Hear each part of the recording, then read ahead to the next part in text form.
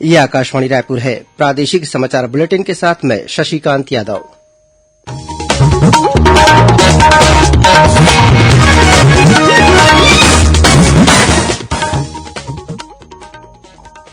और अब पेश है आज के मुख्य समाचार। प्रदेश में अब तक 2 लाख से अधिक स्वास्थ्य कार्यकर्ताओं और फ्रंटलाइन वर्कर्स को लगाई गई कोविड वैक्सीन। बस्तर अंचल के आदिवासी किसानों को खेती की आधुनिक तकनीकों का लाभ दिलाने के लिए आज नई दिल्ली में चिराग परियोजना के लिए हुआ MOU। सरगुजा जिले में आज से शुरू हुआ मैनपाट महोत्सव, मुख्यमंत्री ने किया शुभारंभ। और NIA ने विधायक भीमा मंडावी हत्याकांड में शामिल 22 मोस्ट वांटेड माओवादियों की सूची जारी की।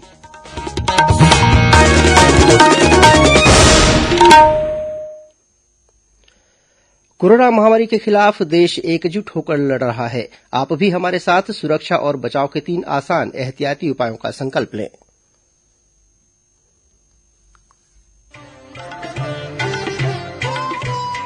कोविड-19 से बचाव और सुरक्षित रहने के 3 उपाय। मास्क लगाएं, 2 गज दूरी है जरूरी, सुरक्षित दूरी रखें, हाथ और मुंह साफ रखें।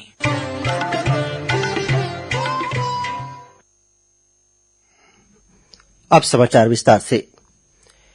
केंद्र सरकार ने कहा है कि देशभर में अब तक 75 लाख से अधिक लोगों को कोरोना के टीके लगाए जा चुके हैं। इस बीच छत्तीसगढ़ में अब तक 2 लाख से अधिक स्वास्थ्य कार्यकर्ताओं और फ्रंटलाइन वर्कर्स को कोविड वैक्सीन लगाई जा चुकी है। कल राज्य के 636 केंद्रों में 5,775 स्वास्थ्य कार्यकर्ताओं और 10,543 फ्रंटलाइन वर्कर्स को कोविड टीका लगाया गया। आज कबीरधाम जिले के कलेक्टर रमेश कुमार शर्मा, पुलिस अधीक्षक शलभ कुमार सिन्हा, जिला पंचायत के CEO विजय दयाराम के और डिप्टी कलेक्टर संदीप ठाकुर ने कोरोना टीका लगवाया। सभी अधिकारियों ने बताया कि कोरोना टीका लगवाने के बाद वे पूरी तरह स्वस्थ हैं। उन्होंने लोगों से अपनी सुरक्षा के लिए कोविड टीका लगवाने की अपील की। राज्यपाल अनुसुईया उइके ने कहा है कि बस्तर में प्रचुर मात्रा में उपलब्ध वनोपज का स्थानीय स्तर पर प्रसंस्करण कर यहां के लोग नया अध्याय लिखेंगे। राज्यपाल ने अपने बस्तर प्रवास के दौरान धुरा गांव में संचालित वनोपज प्रसंस्करण केन्द्र की गतिविधियों का अवलोकन किया। साथ ही विभिन्न प्रसंस्करण केन्द्रों में काम कर रही महिलाओं से मुलाकात भी की। इस अवसर पर राज्यपाल ने घोटिया के प्राथमिक वनोपज सहकारी समिति को वनोपज संग्रहण के कमीशन की राशि भी प्रदान की। उन्होंने वनोपज संग्रहण के लिए किए जा रहे प्रयासों की सराहना भी की।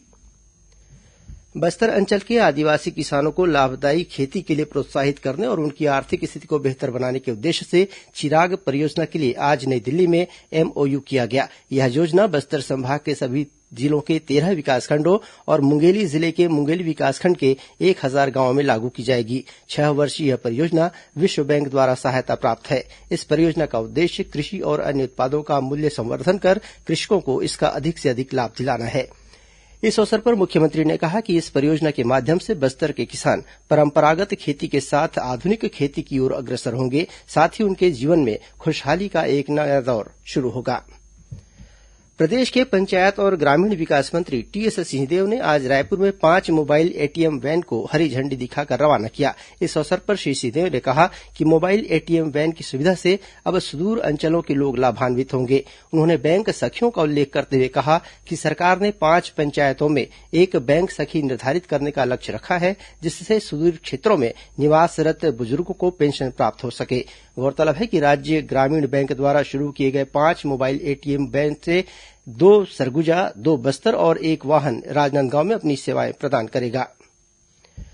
केंद्रीय रिजर्व पुलिस बल CRPF के महानिदेशक AP माहेश्वरी आज सुकमा जिले के मिनपा कैंप पहुंचे। इस दौरान उन्होंने मिनपा कैंप को प्रदेश का सबसे बेहतर कैंप बताया। उन्होंने CRPF के DIG योज्ञान सिंह को गोल्डन डिस्क, द्वितीय कमान अधिकारी सच्चिदानंद मिश्रा और जिले के पुलिस अधीक्षक कन्हैयालाल ध्रुव को DG डिस्क अवार्ड देने की घोषणा की। इसके अलावा CRPF के जवानों को 10 लाख रूपये और जिला पुलिस बल को 5 लाख रूपये रिवार्ड देने की घोषणा भी की। इस अवसर पर छत्तीसगढ़ पुलिस बल के विशेष महानिदेशक अशोक जुनेजा भी उपस्थित थे।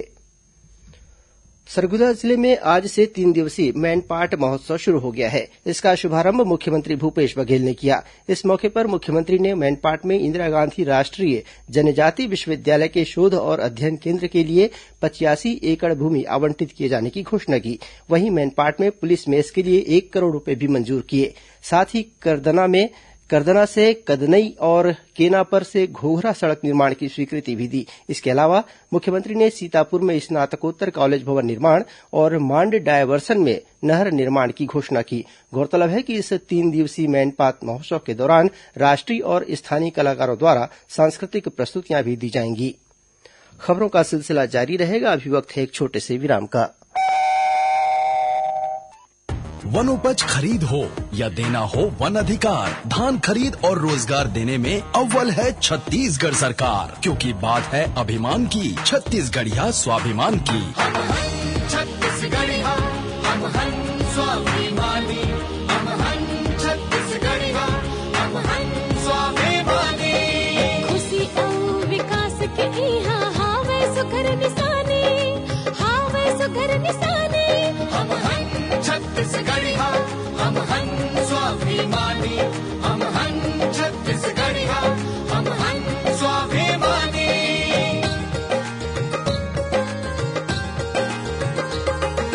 खेत किसानी में ध्यान है, सब ले जाता खरीदी धान के। न्याय के संग अब दाम मिलत है, मुस्कावत है जिनगानी। हम हन छत्तीसगढ़िया हम हन स्वाभिमानी, हम हन छत्तीसगढ़िया हम हन स्वाभिमानी। हाथ लकाम के संसोता ज्यादा मनरेगा में मिलिस रोजगार। सपना लाए से उड़ान मिलिस, दुरिहावत है परेशानी। हम हन छत्तीसगढ़िया हम हन स्वाभिमानी, हम हन छत्तीसगढ़िया हम हन स्वाभिमानी।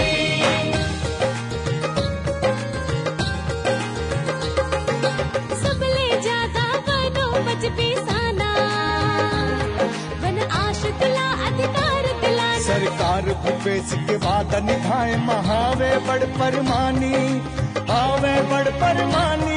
हम हन छत्तीसगढ़िया हम हन स्वाभिमानी, हम हन छत्तीसगढ़िया हम हन स्वाभिमानी।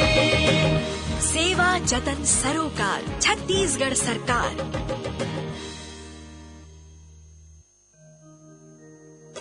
आपकी बात माननीय मुख्यमंत्री भूपेश बघेल के साथ सुनिए लोकवाणी की 15वीं कड़ी 14 फरवरी को सुबह 10:30 बजे से। लोकवाणी में इस बार माननीय मुख्यमंत्री उपयोगी निर्माण, जनहितैषी अधोसंरचनाएं, आपकी अपेक्षाएं विषय पर प्रदेशवासियों से बातचीत करेंगे। छत्तीसगढ़ के सभी आकाशवाणी केंद्रों, FM रेडियो एवं क्षेत्रीय समाचार चैनलों पर। जनसंपर्क विभाग, छत्तीसगढ़ शासन द्वारा प्रसारित। और अब आगे बढ़ते हैं बाकी के समाचारों की ओर। राष्ट्रीय जांच एजेंसी एनआईए ने 22 मोस्ट वांटेड माओवादियों की सूची जारी की है। इस सूची में शामिल माओवादियों पर 50,000 से लेकर 10 लाख रुपए तक का इनाम घोषित है। सूची में दंतेवाड़ा, सुकमा सहित तेलंगाना के माओवादियों के नाम भी शामिल हैं। बताया जाता है कि माओवादियों की जल्द पहचान करने के लिए इस सूची को एनआईए द्वारा गांव-गांव में चस्पा किया जाएगा। मिली जानकारी के अनुसार इस सूची में शामिल माओवादियों पर वर्ष 2019 में विधायक भीमा मंडावी पर हुए हमले में शामिल रहने का आरोप है। इस हमले में श्री मंडावी की मौत हो गई थी। इस बीच दंतेवाड़ा और बीजापुर जिले के सीमावर्ती इलाके में डिस्ट्रिक्ट रिजर्व गार्ड, डीआरजी और माओवादियों के बीच मुठभेड़ होने की खबर है। बताया जाता है कि मुठभेड़ के दौरान एक माओवादी घायल भी हुआ है। मुख्यमंत्री भूपेश बघेल की मासिक रेडियो वार्ता लोकवाणी की 15वीं कड़ी का प्रसारण 14 फरवरी रविवार को होगा। मुख्यमंत्री लोकवाणी में इस बार उपयोगी निर्माण, जनहितैषी अधोसंरचनाएं, आपकी अपेक्षाएं विषय पर प्रदेशवासियों से बातचीत करेंगे। लोकवाणी का प्रसारण छत्तीसगढ़ स्थित आकाशवाणी के सभी केंद्रों, FM रेडियो और क्षेत्रीय समाचार चैनलों से सुबह 10:30 से 11 बजे तक होगा। यातायात नियमों के प्रति लोगों को जागरूक बनाने के लिए प्रदेश में इन दिनों सड़क सुरक्षा माह मनाया जा रहा है। इस सिलसिले में महासमुंद में पुलिस प्रशासन ने हेलमेट पहनने वाले वाहन चालकों को चॉकलेट और पौधे भेंट कर उनका सम्मान किया। वहीं दुर्ग जिले में सड़क सुरक्षा के प्रति लोगों को जागरूक करने के लिए एनसीसी के छात्रों द्वारा रुचि निर्माण अभियान चलाया गया। इसी तरह मुंगेली जिले में जन जागरूकता शिविर का आयोजन किया गया, जिसमें बड़ी संख्या में लोगों ने लर्निंग लाइसेंस बनवाया। प्रदेश में जिला खनिज न्यास से होने वाले कार्यों की स्वीकृति के लिए राज्य स्तर पर ऑनलाइन पोर्टल तैयार किया जा रहा है। इससे न सिर्फ कार्यों में तेजी आएगी बल्कि पारदर्शिता भी बढ़ेगी। यह जानकारी महिला बाल विकास और समाज कल्याण मंत्री अनिला भेंडिया ने हाल ही में एक बैठक के दौरान दी। उन्होंने वनांचल क्षेत्र में नए पोषण पुनर्वास केन्द्र खोलने के लिए कहा है। कल वीडियो कॉन्फ्रेंसिंग के माध्यम से कबीरधाम जिला खनिज न्यास की शासी परिषद की बैठक में उन्होंने जिले को कुपोषण और एनीमिया मुक्त बनाने तथा स्थानीय युवाओं को रोजगार उपलब्ध कराने पर भी जोर दिया। और अब कुछ अन्य खबरें संक्षिप्त में। छत्तीसगढ़ लोक सेवा आयोग की राज्य सेवा प्रारंभिक परीक्षा आगामी 14 फरवरी को 2 पालियों में आयोजित की जाएगी। इसके लिए रायपुर में 69 परीक्षा केन्द्र बनाए गए हैं। राष्ट्रीय कुष्ठ उन्मूलन कार्यक्रम के तहत दुर्ग जिले के कई वार्डों में जांच के लिए लगाए गए शिविरों में 80 लोगों की जांच की गई। राजनांदगांव जिले के मानपुर के खड़गांव में आगामी 22 फरवरी से 2 दिवसीय राज्य स्तरीय कोलांग महोत्सव का आयोजन किया जाएगा। कोंडागांव जिले में आईटीबीपी के एक जवान द्वारा गोली मारकर आत्महत्या करने का मामला सामने आया है। राजनांदगांव जिले के डोंगरगढ़ क्षेत्र में जेल में बंद पुत्र को छुड़ाने के नाम पर पिता से 3 लाख रूपये की ठगी करने का मामला सामने आया है। पुलिस ने इस मामले में 3 आरोपियों को गिरफ्तार किया है। जांजगीर चांपा जिले में रेत का अवैध परिवहन करने के मामले में 12 वाहनों पर कार्रवाई की गई है।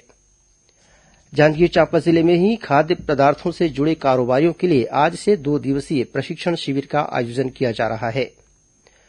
लूट और अपहरण के मामले में बिलासपुर जिला न्यायालय ने 3 आरोपियों को आजीवन कारावास की सजा से दंडित किया है। भिलाई के नंदिनी इलाके से बीते 10 फरवरी को लापता हुए 3 बच्चे रायपुर के सदर इलाके में घूमते पाए गए हैं। इन 3 बच्चों को रायपुर कोतवाली पुलिस ने अपने संरक्षण में लेकर नंदिनी थाना को सूचना दे दी है। और दुर्ग की कोतवाली पुलिस ने 12 किलो गांजा के साथ 2 आरोपियों को गिरफ्तार किया है। अंत में मुख्य समाचार एक बार फिर। प्रदेश में अब तक 2 लाख से अधिक स्वास्थ्य कार्यकर्ताओं और फ्रंटलाइन वर्कर्स को लगाई गई कोविड वैक्सीन। बस्तर अंचल के आदिवासी किसानों को खेती की आधुनिक तकनीकों का लाभ दिलाने के लिए आज नई दिल्ली में चिराग परियोजना के लिए हुआ MOU। सरगुजा जिले में आज से शुरू हुआ मैनपाट महोत्सव, मुख्यमंत्री ने किया शुभारंभ। और NIA ने विधायक भीमा मंडावी हत्याकांड में शामिल 22 मोस्ट वांटेड माओवादियों की सूची जारी की। इसी के साथ प्रादेशिक समाचार बुलेटिन समाप्त हुआ। नमस्कार।